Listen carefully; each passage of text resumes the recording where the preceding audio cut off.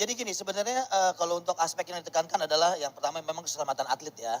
Jadi itu ada sebenarnya kerjasama antara kita sanction dengan promotor karena untuk keselamatan atlet sendiri ya itu tergantung dengan atlet sendiri. Tapi kalau untuk keselamatan dari sisi medis kan memang dari promotor sudah menyediakan Baik. dengan standar yang memang sudah kita sepakati lah, kira-kira seperti itu.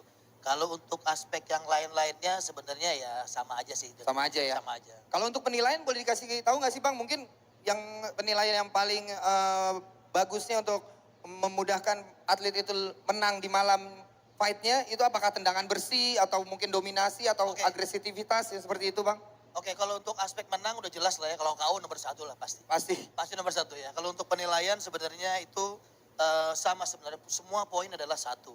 Cuman memang membedakan Wako Rules dengan kickboxing lain itu adalah pukulan harus bersih.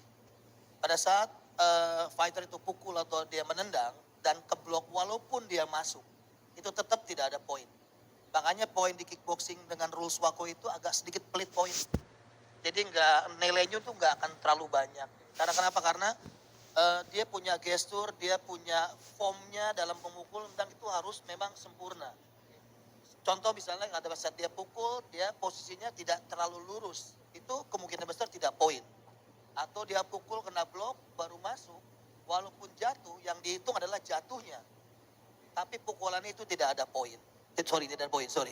Oke, boleh Bang, boleh diulang tadi mungkin teman-teman nggak kurang kedengeran tadi yang untuk poinnya, yang poinnya semua satu. Oke, jadi gini, untuk masalah poin itu adalah semua sama. Yep. Poin itu satu ya.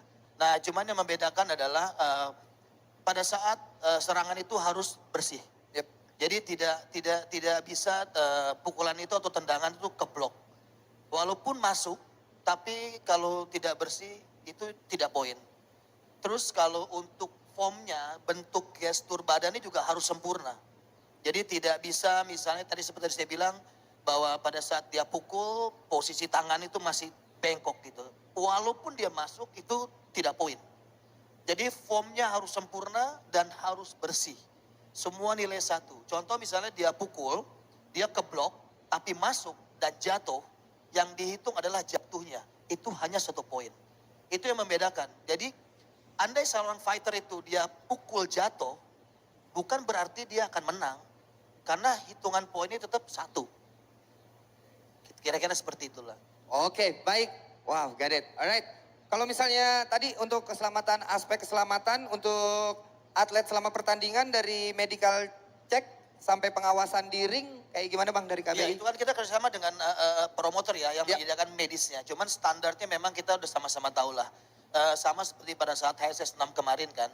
Jadi pemeriksaan medical check up di awal dan untuk nanti misalnya pada saat pertandingan itu dokter pasti akan kayaknya HSS udah hatam lah ya untuk permasalahan seperti ini. Kita juga mempercayakan untuk aspek keselamatan daripada fighter di atas ring itu kita serahkan kepada medis yang disediakan oleh HSS.